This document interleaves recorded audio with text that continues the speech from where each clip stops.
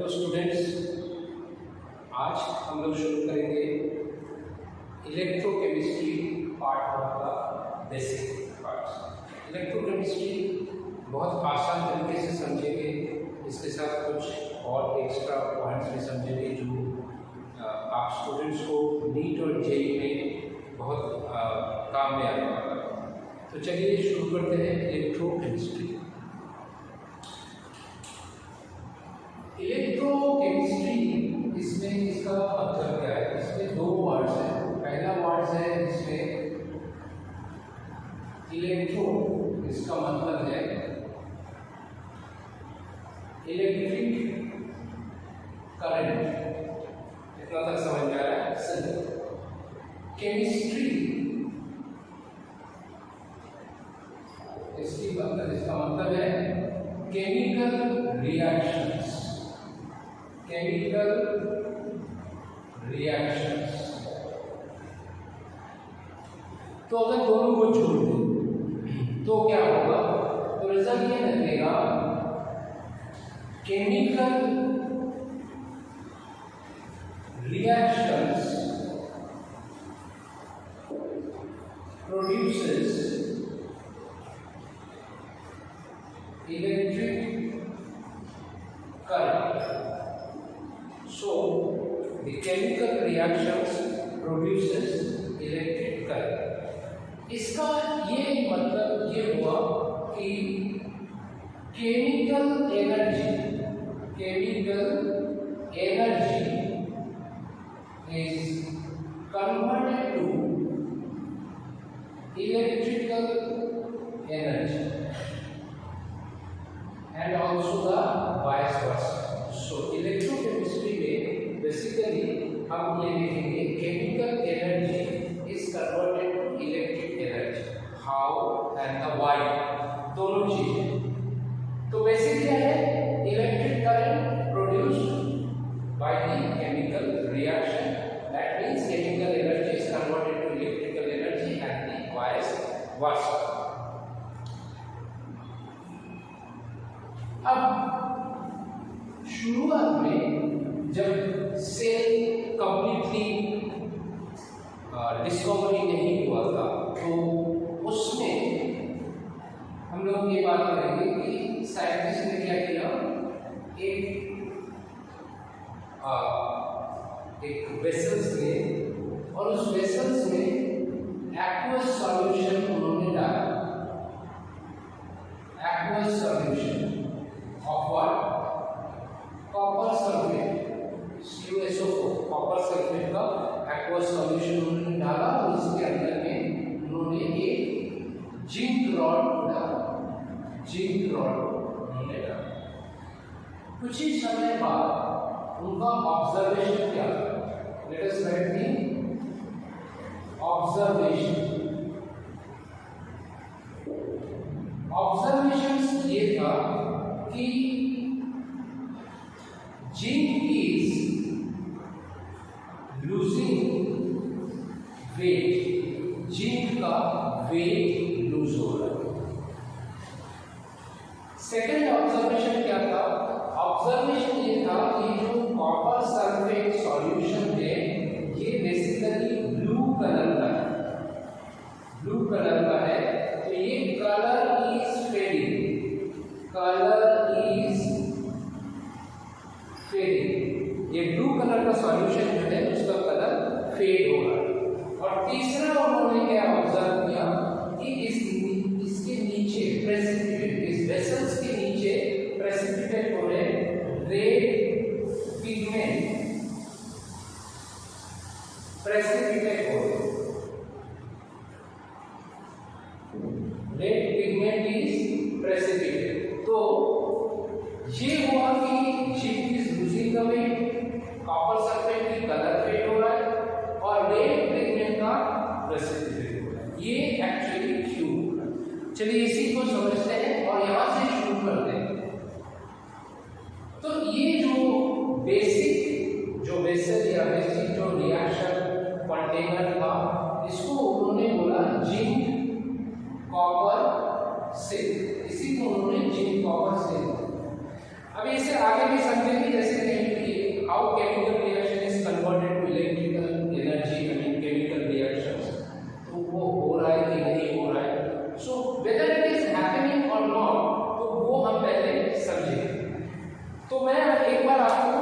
English में भी बता देता हूँ जो जिसको समझ में नहीं आ रहा है।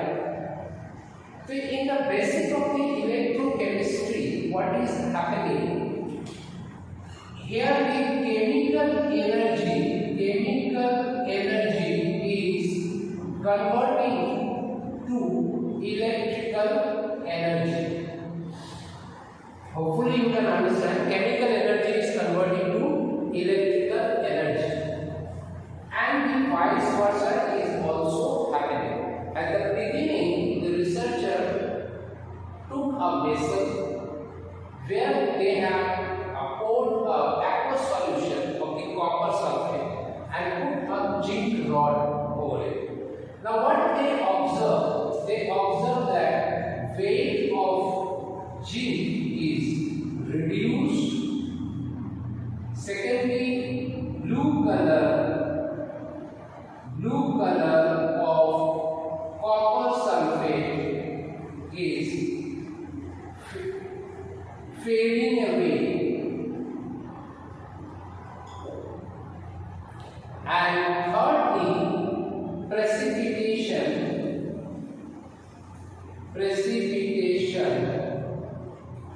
of red pigment is there. So that was the observation. Now we will take how these things actually takes place. This is basically called is a zinc copper cell in the starting. Later it has been called as a Daniel cell. It is called as Daniel cell. Now what is happening here? Zinc is oxidizing. So oxidation takes place. Oxidation of the zinc took place over there. Hindi में बोले zinc का oxidation हो रहा है.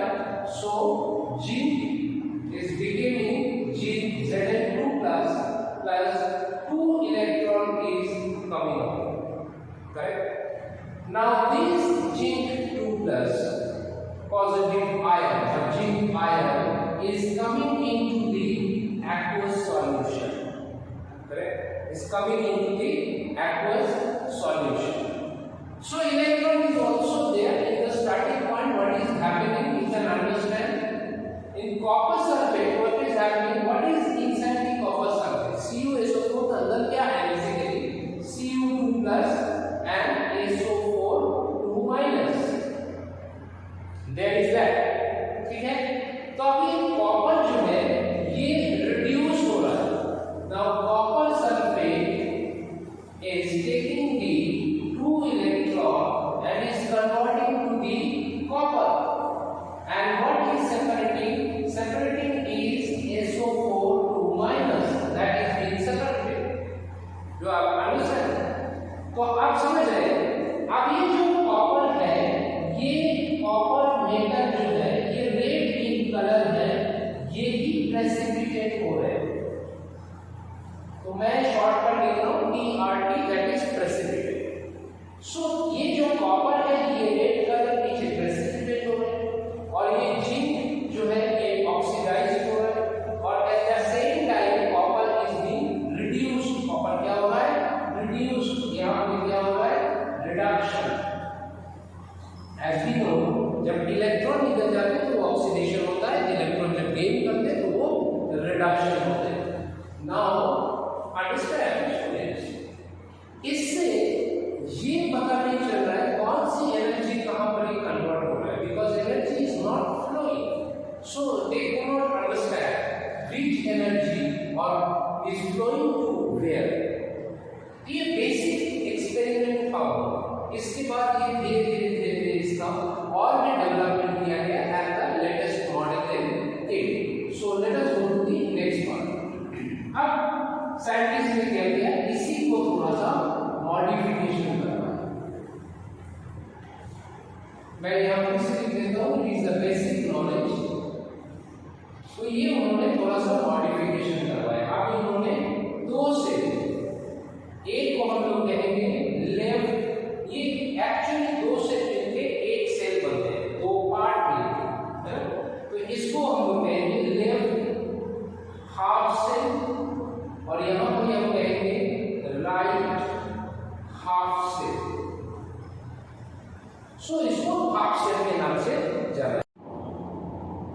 इसमें इसको right left half sales कहते हैं, इसको राइट हाफ सेल्स कहते हैं। एक्चुअली ये दोनों को मिला के एक सेल है। तो फिलहाल उन्होंने left half and right half से बात करेंगे। उन्होंने क्या किया, लेफ्ट हाफ सेल में उन्होंने एक्वस सॉल्यूशन को लिया। अब ये एक्वस सॉल्यूशन में उन्होंने थोड़ा सा चेंज कर दिया। प्रीवियस में उन्होंने एक चीज ऑब्जर्व किया था कि ये जो जिंक कॉपर सेल है इनमें उन्होंने एक थर्मोमीटर को इंसर्ट किया।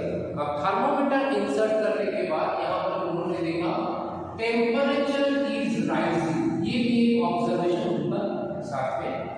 ठीक है, अब आते हैं नेक्स्ट पर। अभी लेफ्ट हाफ सेल में उन्होंने एक्वस सॉल्यूशन को क्या लिया, उन्होंने लिया यहाँ पर ZnSO4 और यहाँ पर एक रॉड क्या लिया, जिंक का रॉड, जिंक रॉड, और इसमें उन्होंने लिया CuSO4 और उन्होंने इसमें लिया कॉपर का rod. Now try to understand. अब उन्होंने यहाँ एक वायर से कनेक्ट किया, इन दोनों को वायर से कनेक्ट किया। मैं भी इसको वायर से कनेक्ट करता हूँ, क्यों, इसके बाद में बात। अब यहाँ पर क्या ऑब्जर्वेशन है, simple observation, zinc is losing the weight because oxidation. So left half में ऑलरेडी, सो होपफुली आप इतना तक तो समझ गए कि मैंने इसको Zn और ये कॉपर को रॉड को कॉपर वायर से कनेक्ट किया। लेफ्ट हाफ में ऑक्सीडेशन हो रहा है जैसे प्रीवियस में हो रहा था। So what happens in the oxidation, Zn becomes Zn2 plus and 2 electron is moving. Now this 2 electron is being deposited over the rod. These 2 electrons are deposited over the rod, and this Zn plus is comes to the aqueous solution. अब ये Zn ion जो है वो aqueous solution में हो रहा है। So aqueous solution is becoming positive और ये Zn2 plus एक्चुअली ये 2 plus Zn ion जो है ये रॉड के आसपास डिपॉजिट हो रहा है, रॉड के आसपास में डिपॉजिट हो रहा है।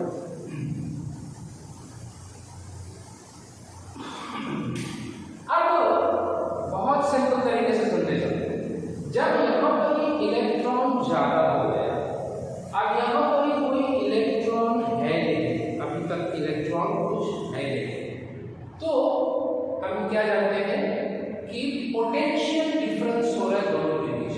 क्या चीज की पोटेंशियल डिफरेंस हो रहा है स्टूडेंट्स, इलेक्ट्रॉन की potential difference. One second, electron का पोटेंशियल डिफरेंस हो रहा है, क्यों, यहाँ पर इलेक्ट्रॉन एक्यूमुलेट हो रहा है बहुत ज्यादा और यहाँ पर कोई इलेक्ट्रॉन है नहीं। तो एज पर द रूल्स ये पोटेंशियल ग्रेडियंट जब हो रहा है तब ये इलेक्ट्रॉन यहाँ से कॉपर वायर से मूव करेंगे और सॉरी जिंक वायर से मूव करेंगे, ये कॉपर वायर में आएंगे because higher potential to lower potential है। क्लियर? और ये इलेक्ट्रॉन जो है वो इमीडिएटली कॉपर सल्फेट सॉल्यूशन में आ जाएगा, immediately. So what will happen, copper sulphate पहले बताया, कॉपर में क्या होता है, ये 2 प्लस है, ये SO4 माइनस है, सिंपल। तो ये यहाँ पर रिड्यूस करेंगे कॉपर सल्फेट को और 2 इलेक्ट्रॉन रिड्यूस करके ये बनेंगे कॉपर, करेंगे रिड्यूस हो गया, क्या इसमें निकल के आया SO4 2 माइनस। अब ये SO4 2 माइनस जो है ये सॉल्यूशन में आ जाएंगे, तो कॉपर बन जाएगा। प्रीवियस केस में कॉपर डिपॉजिटेड हो रहा था, अब इस केस में कॉपर इस कॉपर रॉड के ऊपर ये डिपॉजिटेड होना शुरू हो जाएगा। So what will happen, zinc loses weight, copper gains weight।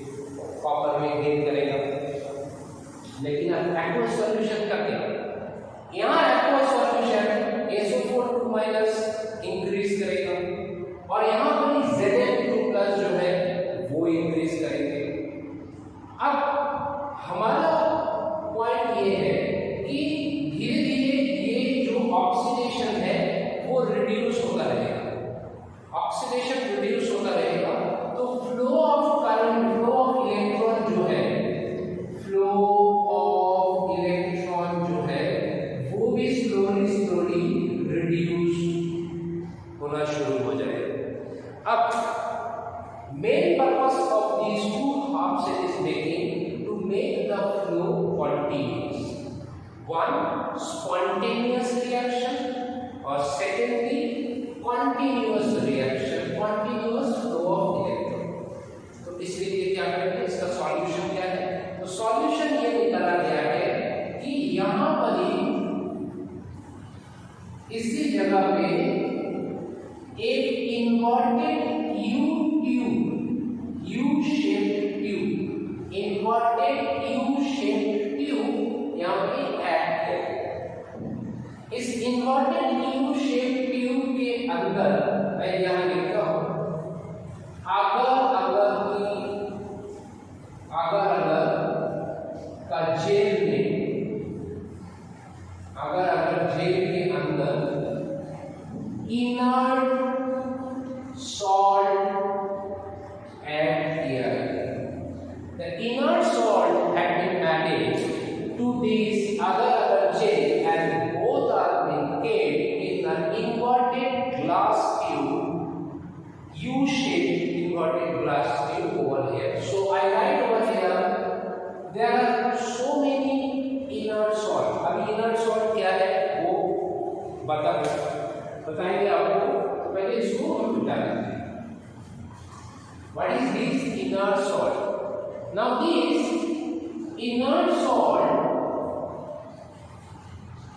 do not react with aqueous solution. तो ये aqueous solution के साथ रिएक्ट नहीं करेंगे, लेकिन ये खुद ब खुद ब्रेक डाउन हो जाएगा। जैसे ये ब्रेक डाउन हो गए तो ये दोनों एक्वस सॉल्यूशन को न्यूट्रलाइज करें। कैसे? पहले ये इनर्ट सॉल्ट क्या सॉल्ट हो सकते हैं? It should be KCl, it should be K2SO4, it should be KaO3। Different condition में डिफरेंट इनर्ट सॉल्ट को यूज कर सकते हैं। इस केस में हम KCl को यूज करेंगे, इस केस में हम KCl को यूज करेंगे। अब KCl में जब ब्रेक डाउन होगा तो K positive and Cl negative, इस तरह से ब्रेक डाउन होगा। अब ये Cl जो है वो इसी एक्वस सॉल्यूशन में आएगा और K पॉजिटिव जो है वो इसी सॉल्यूशन में आएगा। तो रिजल्टिंग क्या होगा, ये जो G2+ है और Cl- जो है उन दोनों मिलके इसको न्यूट्रलाइज करेंगे। हाँ, कोई कह सकता है कि सर ये ZnCl2 बना सकता है, but the ZnCl2 is not stable, ये स्टेबल नहीं है, ये immediately break down into similar Zn and Cl, I mean Zn2+ and Cl-. तो ultimately our problem is solved. That means this solution and this solution is being neutralized. जब neutralize हो जाएंगे तो oxidation spontaneously चलता रहेगा, खुद से continuously electron का फ्लो होता रहेगा। अब इलेक्ट्रॉन का फ्लो जिस तरह से होगा, as per the previously ये समझा जाता है कि करंट जो है वो पॉजिटिव आयन का मूवमेंट है, तो उसमें उसको ये बताते थे कि अच्छा वो एनोड एंड कैथोड की बात कर रहा हूँ, तो पहले ये एनोड बता देता हूँ। तो जहां पर ये ऑक्सीडेशन होगा, मैं उसी पॉइंट पे आता हूँ, जहां ऑक्सीडेशन होगा उसको हम लोग बताते हैं एनोड, और जहां पर ये रिडक्शन होगा, रिडक्शन उसको हम लोग बताते हैं कैथोड। पहले ऑक्सीडेशन होगा, फिर उसका इलेक्ट्रॉन लेके यहाँ रिडक्शन होगा, पहले ये समझा जाता है। अभी उसी कॉन्सेप्ट को कंटिन्यू करते हुए इलेक्ट्रॉन का फ्लो है जो वो एनोड से कैथोड की तरफ जाते हैं, और करंट की जो डायरेक्शन है, फ्लो ऑफ करंट जो है, फ्लो ऑफ करंट जो है वो कैथोड से एनोड की तरफ जाएगा। करेक्ट? अभी यहाँ जो ये जो साध्य दिया है इसको इस तरह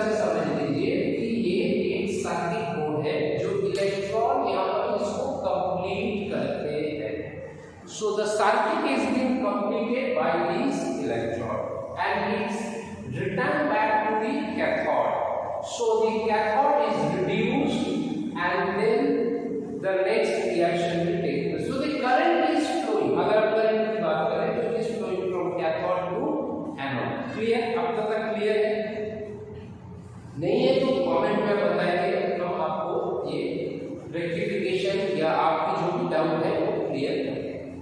फिलहाल हमने ये समझ लिया, बहुत ही बेसिक चीज है। इसको हम लोग क्या बोलेंगे, इसको हम लोग इलेक्ट्रोकेमिकल सेल बोल सकते हैं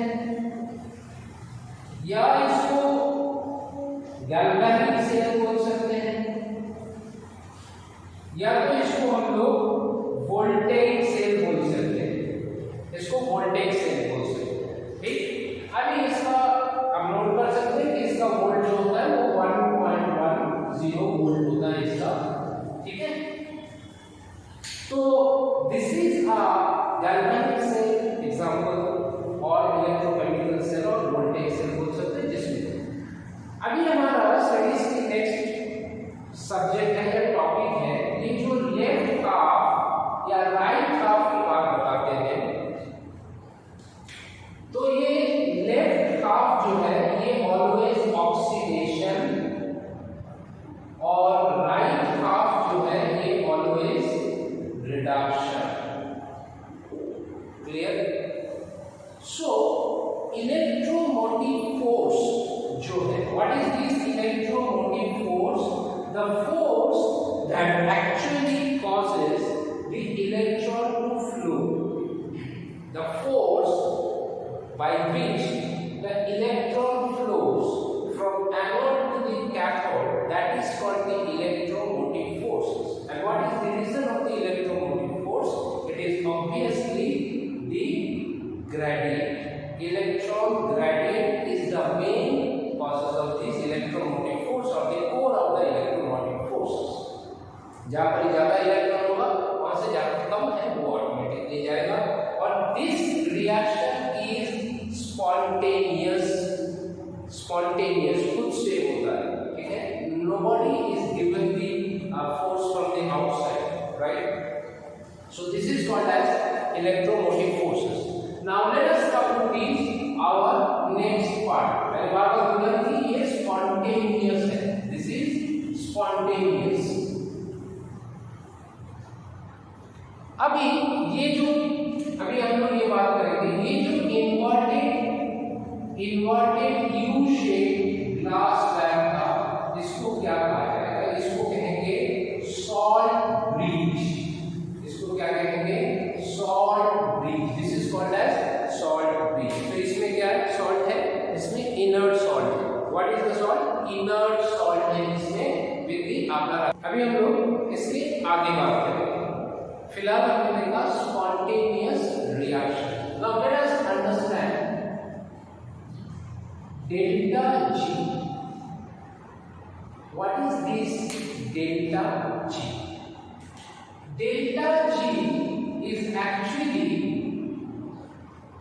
हम लोग मेजर करेंगे whether the reaction is spontaneous or non-spontaneous. So it could be spontaneous or non-spontaneous. Spontaneous मतलब by own, the reaction by own. So left half is oxidation, इसको हम इस तरह से याद रखेंगे, LOAN, left oxidation anode negative. Left oxidation anode and negative. Non-spontaneous में बाहर से आपको इनपुट देना पड़ेगा, input from the outside, input from outside, input from outside. Example के तौर पे बात करते हैं, हमारा एक मोबाइल फोन है, वो डिस्चार्ज हो गया है और हम इसी से इसी में एक वायर लगा के, एडाप्टर लगा के इसको चार्ज करेंगे, इसको चार्ज करेंगे। ठीक है ना? तो बाहर से हम फोर्स देके इसको चार्ज कर रहे हैं, तो ये नॉन स्पॉन्टेनियस है, कुछ से नहीं हो रहा, बाहर से इसको इनपुट देना पड़ेगा। Now it is a spontaneous. अभी हम लोग डेल्टा जी जो है उसको और थोड़ा सा समझते हैं। डेल्टा जी आज इतना तक ही हम लोग समझते हैं, इसके आगे की क्लास हम लोग नेक्स्ट वीडियो में करेंगे।